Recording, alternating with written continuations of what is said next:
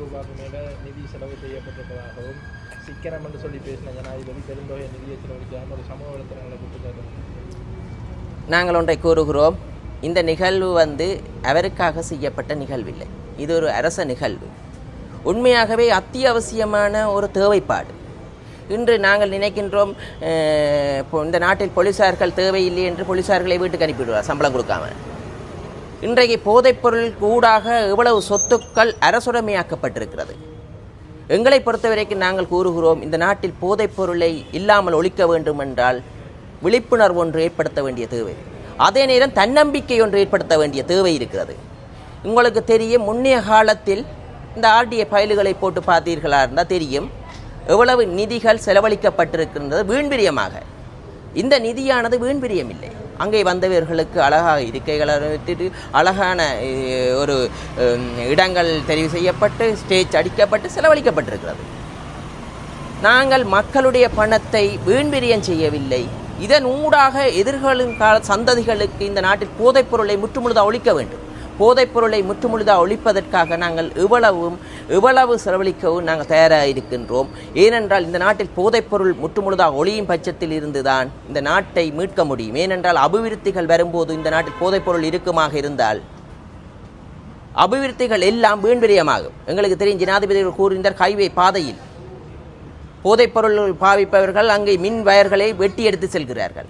அவ்வாறென்றால் இந்த நாட்டிலிருந்து முற்றுமுழுதாக போதைப்பொருளை முற்றுமுழுதாக ஒழிக்க வேண்டிய தருவாய் இருக்கிறது. அதற்கான நிதிகள் நாங்கள் எவ்வளவும் செலவழிக்க தேவை. போலீசார்களுக்கு விசேட குழுக்களை நாங்கள் நியமிப்போம், அதற்கு நிதிகளை செய்வோம். ஆனால் ஒன்றை கூறுகிறோம், தமிழ் மக்களுக்கு சுருக்கமாக சொன்னோம், ஒரு வெட்டிங் நிகழ்வுக்கு எவ்வளவு செலவாகிறது செலவழிக்கிறார்கள் திருமண நிகழ்வுக்கு. அதற்காக செலவாகின்ற திருமண நிகழ்வை இடைநிறுத்துகிறார்களா? நாங்கள் ஒன்று செய்வோம், இந்த செலவழிக்கும் நிதிகளுக்கு கூடாக எவ்வளவு வினைத்திறன் கிடைத்தது என்று அறிந்து பாருங்கள்.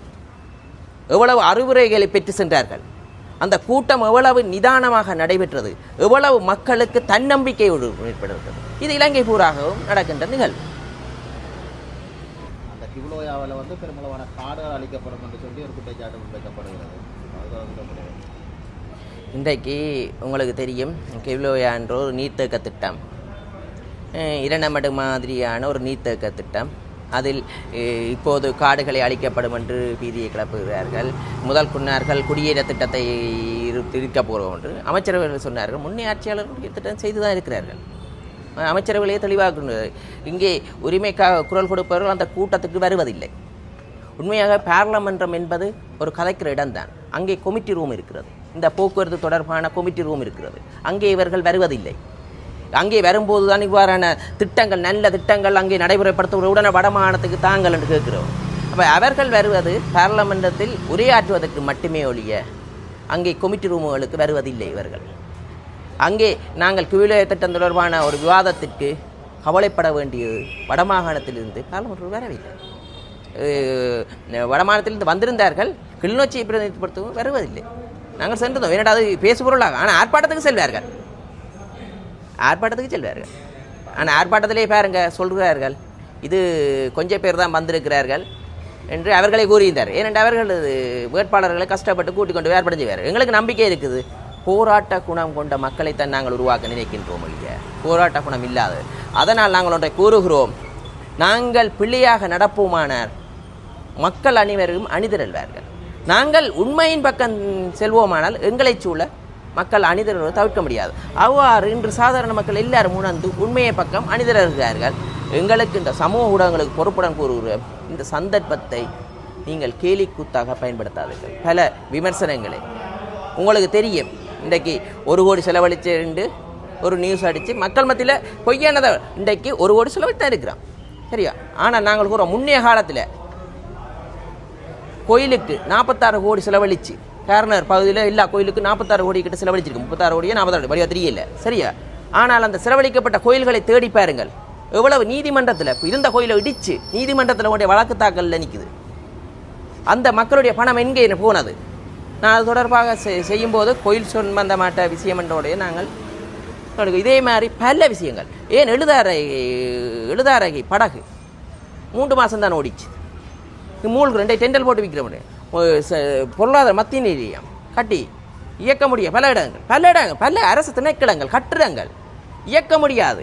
அந்த திட்டங்கள் எல்லாமே ஊழலை மையப்படுத்திய திட்டங்களாகத்தான் இருந்தது ஒழிய லாப நோக்கம் இல்லை. அதில் எவ்வளோ ஊழல் செய்துட்டு போகலாம். அவ்வாறான அபிவிருத்தியில் தான் கொண்டு வந்துடும். நாங்கள் இன்றைக்கு இதய சுத்தியோட மக்களுக்கு வினைத்திறனான போதைப்பொருளிலிருந்து விடுவதற்கானதும் அது மக்களுக்கு ஒரு பொழுதுபோக்கக்கூடிய இடங்களை அவர்களது அந்த பொழுதுபோக்கின் ஊடாக அவர்களது திறமைகளை வளர்க்கக்கூடிய திட்டங்களை தான் எழுதுவோம். அது சர்வதேச இண்டோ ஸ்டேடியம் கோல் கொண்டு வந்து தீர்மானிக்கிறோம். என்னென்ன இளைஞர்களுக்கு படங்கள் ஷூட்டிங்கள், அப்போ இளைஞர்களுக்கு ஏற்ற கோல் மியூசிக் கோல் ஒன்று கொண்டு வருவது தீர்மானித்து கொண்டிருக்கிறோம். ஒரு வடிவான அழகான அவ்வாறு சிறந்த திட்டங்களை நாங்கள் முன்னெடுக்கின்றோம். ஒரு தோல்விகட்ட அரசியல் அதில் பல விமர்சனங்களை முன்வைக்கின்றார்கள். பல ஃபேஸ்புக்கில் வந்து தெரிவித்து கொண்டு ஒரு சிலர்களை பேசுபொருளாகிறார்கள். நாங்கள் உண்மையின் பக்கம் மக்களுக்காக சேவை செய்வோம் என்று கூறிக்கொள்வோம். விஜயத்தின் போது மாகாண சபைகள் பற்றி அந்த சென்ற குழுவினர் எந்த விதமான விடயங்களும் இந்தியாவிடம் முன்வைக்கவில்லை என்று குற்றச்சாட்டு முன்வைக்கப்படுகிறது. என்னடு மாகாண சபை தேர்தல்கள் பற்றி எந்த விதமான கருத்துக்களும் அங்கு கூறப்படவில்லை என்று கூறப்படுகிறது. இது ஜேவிபியின் உத்தியோகபூர்வ ஒரு பயணம். அங்கே மாகாண சபை தொடர்பாக அங்கே கதைக்கவில்லை. அந்த பயணமாக ஒரு கலாச்சார ரீதியான பயணமாகத்தான் அமைந்திருந்தது. அங்கே தொழில்நுட்பங்களை எவ்வாறு இந்தியா முன்னேறி கொண்டிருக்கின்றது பயணமாகத்தான் இருந்தது. இது அரசியல் சட்டம் மூலம் இயற்றுகின்ற பயணமாக அமையவில்லை. அந்த வகையில் அங்கே இது தொடர்பாக எந்த வகையிலுமே கேள்வி எழுப்பப்படவில்லை. நானும் சென்றிருந்தேன். அதைத்தான் தெரிவித்துள்ளேன். ஏனென்றால் நாங்கள் வெளிப்படையாகத்தான் கூறுகின்றோம்.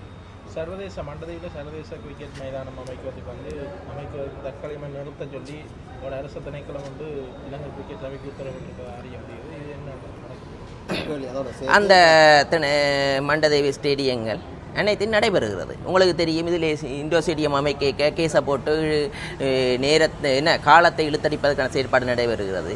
இதற்குள் பல செயற்பாடுகள் இருக்கிறது.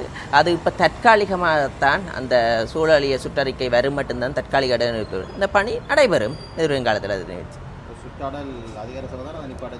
நிப்பாட்டை சொல்லி அவர்கள் நேற்றைய முன்றம் உங்களுக்கு நிப்பாட்டுறேன்டா சந்தோஷம், வடமாகாணத்தில் வேறு அபிவிருத்தியை நிப்பாட்டுறேன்டா இங்கே இருக்கிற அரசியல்வாதி. நான் உண்மையாகவே சென்ற முறை கோல் தொடர்பாக வடமாநிலத்துக்கு கொண்டு கேட்க வடமாநிலத்துக்கு கொண்டு தான் இதே நிப்பாட்டி போடுவீங்களோடு அமைச்சரே பயமாக இருக்கிறது அவர்களுக்கு. ஏனென்றால் இந்த நிதிகளை செலவழிக்காமல் காலத்தை இழுத்தடிப்பதற்கு யுத்தம் முடிந்து 16 ஆண்டுகளாக என்ன கதைத்தார்கள், என்னத்தை செய்தார்கள் வினைத்திறனாக. நாங்கள் ஒன்றை கூறுகிறோம். நாங்கள் அபிவிருத்தி இந்த மக்களுக்கு ஒரு சர்வதேச ஸ்டேடியம், அதுவும் இலங்கையில் சிறந்த ஸ்டேடியம் தேவை.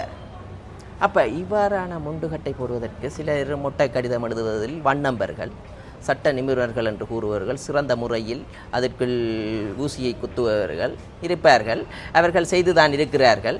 இன்று மறைமுகமாக இதற்கான நுட்பமான முறை உடனடியாக செய்தார்கள். அது ஒரு குறிப்பிட்ட நாள் தான். இது சுற்றலியல் திணைக்களம் வந்து ஆய்வு செய்கிறது. அந்த ஆய்வு செய்து அந்த அறிக்கையை சமர்ப்பிக்கும் பட்சத்தில் அதிலிருந்து நாங்கள் அந்த அபிவிருத்தி பணியை முன்னோக்கி நகர்வோம். தமிழ் மக்கள் தேசிய மக்கள் சக்திக்கு வாக்களித்திருக்கிறார்கள். அர்த்தம் உள்ள அபிவிருத்தி பணிகளை நாங்கள் மேற்கொள்வோம். தமிழர்களுடைய கலாச்சாரத்தை பேணி பாதுகாக்கக்கூடிய அபிவிருத்திகளை தான் கொண்டு வருவோம் என்று எங்களது அரசாங்கத்துக்கு நம்பிக்கை இருக்குது. கொழும்புக்கு அடுத்தபடியான தலைநகரமாக யாழ் மாவட்டத்தையும் வடமாகாணத்தையும் மாற்றுவோம் என்று கூறிக்கொள்வோம். 25ஆம் தேதி தேசிய போக்குவரத்து ஆணைக்குழுவால் அமைச்சரின் வேண்டுகோளுக்கு நாங்கள் போக்குவரத்து துறை விமானக்க அமைச்சரின் வேண்டுகோளுக்கு நாங்கள் இன்றைய தினம் தேசிய போக்குவரத்து ஆணைக்குழுவின் செயலாளர் வந்திருந்தார். அவர்களின் நடைமுறை ரீதியான செயற்பாடுகளை தெரியப்படுத்தியிருந்தார்கள். உண்மையாகவே சிசுசரிய என்று பாடசாலை பிள்ளைகளுக்கான மானியங்கள், அந்த பேருந்து மானியங்கள் வழங்கப்படுவது தொடர்பான விளக்கத்தை இன்று தெரிவித்திருந்தார்கள். உண்மையாகவே 3 நடைமுறைகளை நாங்கள் பின்பற்றுகின்றோம். போக்குவரத்தில் மானியங்களை வழங்குகின்றன தேசிய போக்குவரத்து ஆணைக்குழு. அந்த வகையில் பாடசாலை பிள்ளைகளுக்கான அந்த பேருந்து மானியமானது வடமாகாணத்தில் பெறுவது குறைவு. அதனால் அதை தெளிவுபடுத்தும் ஒரு இன்றைய கலந்துரையாடல் இருக்கிறது. அது சாதகமாக வெற்றி அளித்திருக்கிறது. நாங்கள் கூறியிருக்கின்றோம், பாடசாலை அதிபர்கள் அதே நேரம் சோனல் டிரெக்டர்கள் ஒன்றிணைந்து தகவலை தரும் பட்சத்தில் அந்தந்த 3 பாடசாலை இணைத்து கொண்டு அவர்களுக்கான பேருந்து மானிய அடிப்படையிலான பேருந்து கிட்டத்தட்ட 55 கிலோமீட்டர் பயணம் செய்யக்கூடிய ஒரு ரிப் 55 கிலோமீட்டர் கிட்டத்தட்ட 110 கிலோமீட்டர்களுக்கு கிட்டத்தட்ட இப்போ 118 ரூபா மானியம், ஒரு கிலோமீட்டருக்கு 118 ரூபா மானியமாக வழங்கப்படுகின்றன. இதை நாங்கள் மேலும் கேபினெட்டில் அதிகரிப்பது தீர்மானித்திருக்கிறோம், 1 கிலோமீட்டருக்கு 180 மாற்றுவதற்கு. இன்றைய தினம் அது தொடர்பான அனைத்து உத்தியோகத்தர்களையும் கூப்பிட்டு இன்று கலந்துரையாடியிருக்கிறோம். எதிர்வரும் காலத்தில் அது வெற்றி அளிக்கும். போக்குவரத்து பிரச்சனை, பாடசாலை பிள்ளைகளுக்கு பாதுகாப்பான ஒரு போக்குவரத்து கட்டமைப்பை உருவாக்குவதற்காக முதல் கட்டம் எடுத்திருக்கிறோம்.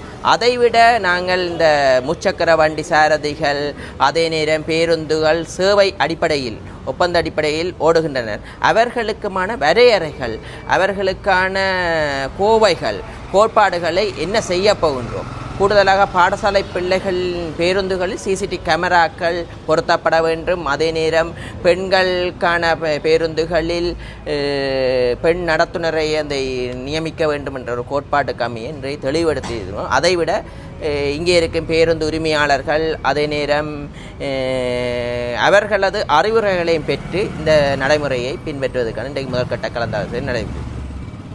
ஜனாதிபதியின் ஜாழ் வருகையின் போது இடம்பெற்ற நிகழ்வுகளுக்கு 1 கோடிக்கு மேற்பட்ட பணங்கள் பயன்படுத்தப்பட்டதாக கருத்துக்கள் ஒரு பரபரப்பை ஏற்படுத்தியிருந்தது. இது தொடர்பாக பாராளுமன்ற உறுப்பினர் இளங்குமரன் அவர்கள் இன்று கருத்து தெரிவித்துள்ளார்.